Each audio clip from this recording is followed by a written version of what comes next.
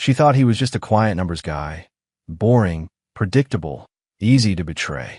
But when she married his best friend in Vegas and sent him a photo to gloat, she didn't expect the storm he'd unleash. What she didn't realize was that the man she thought was weak had been watching, planning. And when he struck back, it wasn't with rage. It was with cold, flawless precision.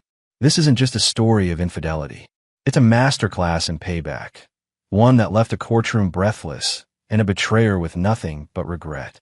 Before we begin, please like this video and subscribe Relation Tales. We're grateful for each and every one of you. Let us know where in the world you're tuning in from. We'd love to hear from you in the comments. Let's begin. The night it all broke wasn't loud. No screaming. No chaos. Just a single vibration in the dark. At 1:47 a.m., Blake Anderson's phone buzzed against the oak nightstand beside his bed in his Boston apartment. Half awake, he expected a work notification, maybe something from Wall Street's early risers or a client email out of time zone. But instead, he saw the name Jenna, his wife. She was supposed to be staying with her cousin Nicole in Vermont for a girls' weekend. No drama. No suspicion. He tapped the notification. There it was. A photo. Jenna stood in a short white dress next to Gavin Brooks, his best friend since college, smiling beneath the tacky neon lights of a Vegas wedding chapel. In her hands, a marriage certificate. The text under the photo. Just got hitched to Gavin. Surprise, thanks for being such a joke. Have fun in your sad little world. XO. Blake didn't panic. His heart didn't race. He blinked. Then something strange happened. He smiled. He didn't feel shattered. He felt sharp. Alive. Not like a man left behind, but like a man who had just snapped out of coma. He climbed out of bed, walked to the kitchen, and poured himself a glass of cold water. The air was still, clean. Then he opened his laptop. Blake was a senior financial strategist for one of Boston's elite asset firms. Numbers were his language. Systems were his religion.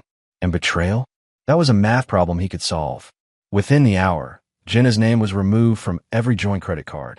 He transferred $82,000 from their shared accounts to his private one, leaving precisely $21.12 behind, which was all she'd added in the past month from her boutique PR gig. Then the locks.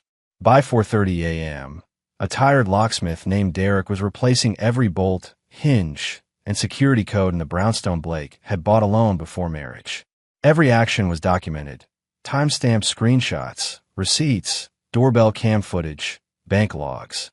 Jenna's digital identity, her access to shared apps, emails, and cloud drives, was erased like it had never existed. By 5:55 a.m., Blake's entire world had shifted. And when dawn broke, he shaved, got dressed in a crisp gray suit, and left for work like it was just another Friday. Because for him, it was the first day of the rest of his life. Blake spent the entire Friday working like nothing had happened. His focus was pristine. Portfolio reviews, strategy calls, forecasts. His boss, Meredith Clark, even dropped by mid-afternoon to praise his Henderson merger report. "You're always so steady, Blake," she said. "Clients trust that." He gave her a calm smile. Steady works. Steady. Predictable. That's what Jenna had called him in her journal. At 6:15 p.m., he walked into the brownstone, his home, and began prepping Jenna's favorite meal, garlic butter salmon, wild asparagus, lemon risotto. He even uncorked the Chardonnay she swore tasted like gold. Not because he missed her, because he wanted the moment to be clean, perfect, ironic. He plated everything with care, poured the wine, and sat at the table, alone, watching Gordon Ramsay tear apart amateur chefs on TV while eating the dinner he once made for love. At 11:02 a.m. Saturday morning, the door pounded. Blake had been expecting it. He rose from the kitchen stool, calmly opened the front door. There stood Jenna, yesterday's dress crumpled, her eyes puffy, her hair tangled like she'd slept in a rental car. Her mascara had surrendered hours ago. "What the hell is wrong with my key?" she snapped, rattling the knob. "You got married," Blake said coolly, "in Vegas. With my best friend." "That's not. Blake, this isn't funny. Open the door. You want to talk about the Bellagio buffet too?" Her expression faltered. "How did you?" He opened the door and stepped aside. "Come in." Jenna barreled into the foyer, her heels clicking against hardwood. "You changed the locks?" she hissed. "I did." "You're insane." "No, Jenna. I'm awake." She paced into the kitchen, arms folded. I was drunk. It was a mistake. We didn't mean to. Blake poured himself iced tea and dropped in a lemon slice. You held up a legal document. You smiled for the camera. You texted it to me. That wasn't drunken clumsiness. That was intent.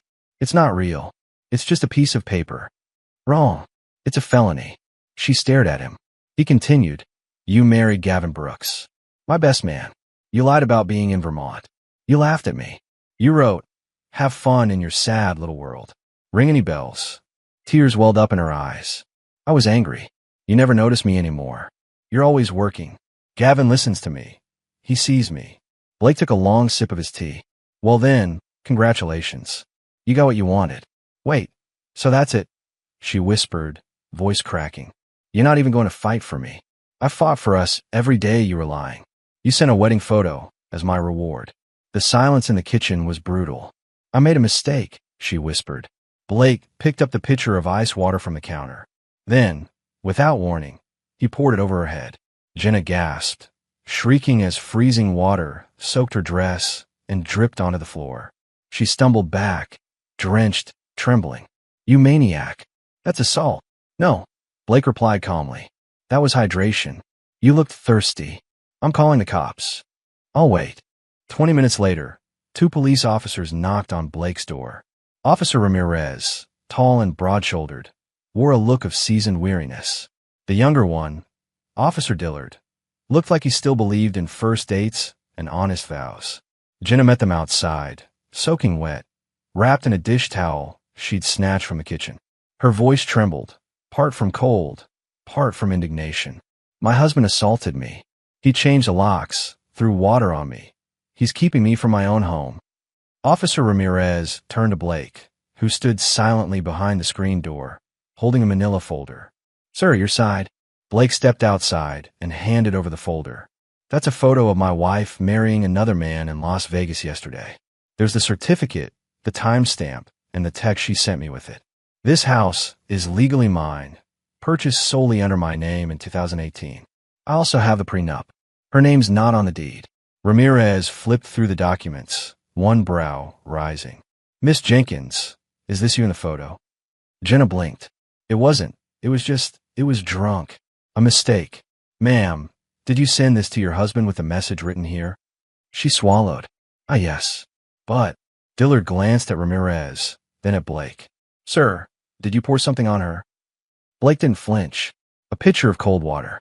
After she broke in through the front door, she seemed overheated. Ramirez suppressed what might have been a smirk. Ma'am, this looks like a civil matter. If you want to contest anything, it needs to go through family court. Jenna's voice rose. But he poured water on me while you were in his house, which you're no longer legally entitled to occupy, while married to another man.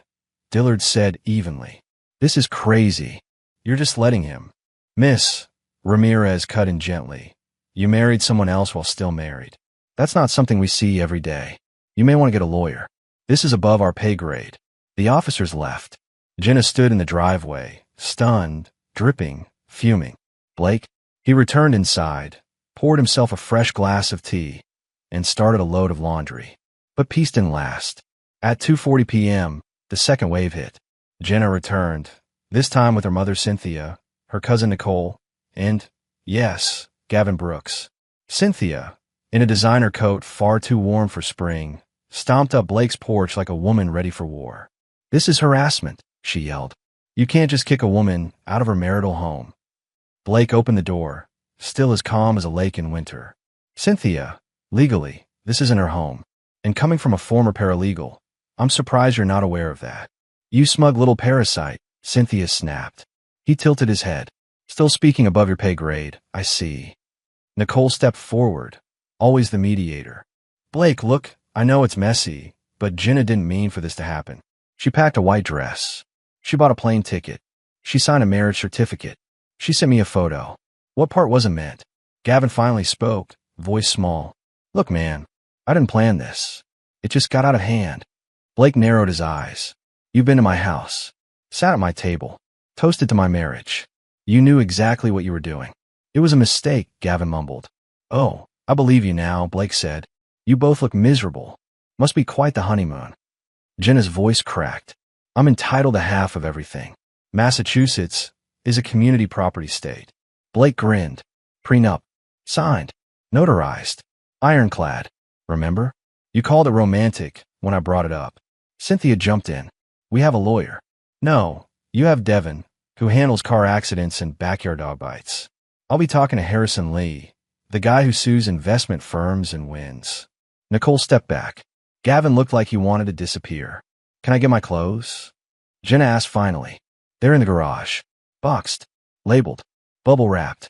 I even color-coded your scars by season. Jenna stared at him, unsure if she was more offended by the lockout or the organization. You can't just throw me out like garbage, she whispered. I didn't, Blake replied softly. You walked out the moment you boarded that plane to Vegas. You just didn't know it yet. Sunday morning arrived with the low rumble of a rental truck. Blake stood behind the blinds of his upstairs bedroom window, sipping coffee as the unmistakable shape of a U-Haul backed into his driveway. Jenna climbed out first, directing the clumsy efforts of Gavin and Nicole, who looked far less enthusiastic than she did.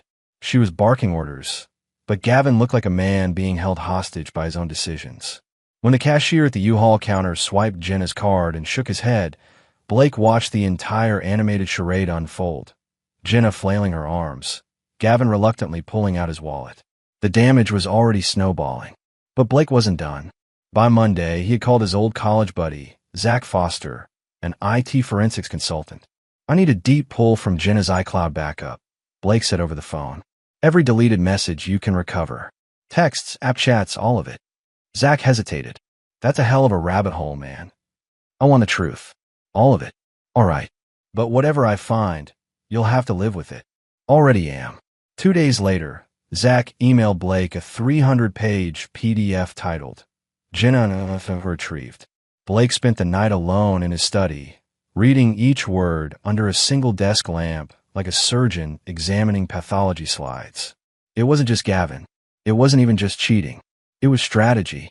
Cruel, calculated manipulation. One message from Jenna to Gavin. Blake's so predictable. He never checks the joint account. I pull a few hundred each month. He won't notice. To someone named Aiden. He's obsessed with work. Makes me feel like a houseplant with a credit card. Another to Ryan. Trying to build a case to make him look controlling. If I get him to snap, I can push for more alimony. Blake's hands clenched the pages. She was orchestrating a takedown. $1, one lie, one planted complaint at a time. But the Vegas marriage? That was just the fireworks at the end of a very long, very dark fuse. Blake didn't sleep that night. He didn't rage either. He simply printed everything, bound it in black folders, labeled them with dates, then called Mason Grant, the top divorce attorney in Boston, known for being ruthless, discreet, and worth every billable hour. You got a nuclear file, Mason said during their first meeting. Most of these cases end in bitter compromise. Yours? We can burn this down clean. Blake gave a single nod. Good. I want her exposed, but legally. No shortcuts. I want the truth to destroy her, not emotion. The next 2 weeks felt like a chess game, except Blake already knew her every move before she made it. Jenna tried everything. She had her father, Douglas Jenkins, call Blake's employer and claim that Blake was emotionally unstable. Meredith Clark shut that down before it started. She married someone else. Blake still showing up on time and outperforming half the floor. I'm not buying it. Then Jenna tried breaking into the brownstone again. This time at 2:12 a.m., caught on camera attempting to pry the back door with a credit card. Blake called the cops. Again. This time, she was arrested. Her mugshot landed on Boston Daily's Wild Weekend Arrests post. Clients from her boutique PR firm started canceling. By Friday, she was fired. The spiral had begun. But Blake wasn't done. On December 14th, one day before their scheduled hearing, Blake received a call from a strange number. Hello. Is this Blake Anderson? It is. This is Helen Brooks, Gavin's mother. Blake sat up. How can I help you, Mrs. Brooks? I think it's time to stop being vindictive. I'm sorry. Jenna is staying with my son. Well, sort of. And this entire thing has been exhausting. You're destroying her. Just drop the case. Take her back. Be the bigger man. Blake closed his eyes. Mrs. Brooks, your son married my wife. Jenna betrayed me repeatedly, stole from me, then tried to publicly humiliate me. I don't want revenge. I want consequences. And they're not just hers. They're Gavin's too. He lit the match. You're being dramatic. No, Blake said calmly. I'm being surgical. He hung up. The next day, he walked into the courthouse wearing his best Navy suit, holding his black evidence binder under one arm. Jenna was already there, flanked by her newest attorney, a kid named Brandon Holt who looked like he'd just graduated law school. She looked tired. Her dress wasn't designer. Her makeup tried to mask the wear and tear of months unraveling. But Blake didn't feel pity. He felt resolve. The courtroom was sharp with silence as the clerk announced the case. Case number 2025 FL 9342. Anderson versus Anderson. Petition for dissolution of marriage. Judge Loretta Whitaker, a seasoned woman in her 60s with frost-gray hair and eyes like polished steel, adjusted her glasses and looked over the file. Blake stood tall at the petitioner's table beside Mason Grant, who looked freshly sharpened like a knife on trial day. At the other table, Jenna fidgeted beside Brandon Holt, her rookie lawyer, who already looked 3 arguments behind before the first word was spoken. Mr. Holt, Judge Whitaker began, your client married Gavin Brooks in Las Vegas on November 10th, while still legally married to the petitioner. Do you deny this? Brandon cleared his throat. Your Honor, my client was emotionally vulnerable. The marriage to Mr. Brooks was a lapse in judgment. A lapse, she cut in. She held a certificate. She smiled for a photo. She sent that photo to her husband with the message, thanks for being such a joke. This was not a drunken stumble in an alley. It was a declaration. Jenna shifted, cheeks burning. Mr. Grant. Judge Whitaker turned. Mason stepped forward. Your Honor, we've prepared comprehensive documentation, exhibits A through D, including photographic evidence of bigamy, digital correspondence proving months of financial deception, and testimonial record from IT forensic recovery. He handed the judge a thick black folder. Among the recovered messages, Mason continued, are conversations in which the respondent refers to the petitioner as clueless, discusses removing funds from joint accounts to fund dates, and seeks advice from others on how to manipulate legal optics to appear as the victim. Judge Whitaker flipped through the papers, her expression darkening. Miss Jenkins, did you write these? Jenna's voice cracked. Yes, but I didn't mean. Did you steal money from your husband's account without his consent? Yes, but did you marry Gavin Brooks while married to Mr. Anderson? Tears welled. Yes. Judge Whitaker leaned back. Miss Jenkins, I presided over family law for 23 years. I've seen infidelity. I've seen lies. But I have never seen a betrayal so methodically planned, so selfishly executed, and so thoroughly documented by the betrayer herself. Jenna sobbed quietly into a tissue. The court finds in favor of the petitioner, the judge declared. The prenuptial agreement is hereby upheld. All assets remain with Mr. Anderson. Additionally, due to financial misconduct and reputational damage, the respondent will pay monthly alimony in the amount of $500 for a term of 12 months. Brandon rose. Your Honor, surely this is excessive. Judge Whitaker's gaze pinned him. Mr. Holt, consider this an education. If a man had done this to a woman, I'd have tripled the alimony and called the press. Court adjourned. She banged the gavel. The verdict echoed louder than thunder. Outside the courtroom, Cynthia, Jenna's mother, cornered Blake. You think this is justice? You destroyed her future. No, Blake replied, voice like ice. She did. Nicole hurled a coffee cup in his direction, but missed entirely, hitting Helen Brooks instead. Helen screamed, lunging at Nicole as court security rushed to pull them apart. Blake didn't flinch. He was already walking away, already done. But Jenna chased after him. Blake, please. I have nowhere to go. Nicole's couch is mice. I'm applying for jobs, but no one's calling back. I lost everything. He stopped. You didn't lose everything, Jenna. You threw it away. I know I messed up, she whispered. I was selfish and stupid and, God, I thought you were boring. But you weren't. You were kind. You were real. He looked at her. This woman he'd once called home. She wasn't cruel now. She was empty, just hollow with regret. I'm sorry, she whispered. I believe you, Blake said. But sorry doesn't change the past. 6 months later, Blake sold the brownstone and moved into a modern downtown condo with river views and peace he hadn't known in years. He furnished it with things he liked, not things Jenna had picked for magazine aesthetic. No more glass coffee tables or impractical velvet chairs. Just clean wood, warm light, and a sense of self. At a retirement gala for one of his firm's senior partners, he met Daniel Hartman, a school counselor with a dry wit, gentle laugh, and twin daughters who loved science experiments and strawberry ice cream. On their fourth date, Daniel asked, "You're nothing like I expected for someone in finance." "How so?" "You feel grounded, like someone who walked through fire but came out carrying the matchbook." Blake smiled. "I had a bad investment once. Divorce. Worse. False hope." Daniel smiled. "Well, their loss." 1 year later, on a quiet autumn morning, Blake's doorman buzzed his unit. "There's a visitor here who says she knows you." Jenna stood in the lobby, thinner, humbler, hair shorter, and styled like someone who no longer had time for luxury salons. "I just wanted to say, I'm really sorry. Not because I want something, but because I owe you the truth." Blake nodded. "Okay.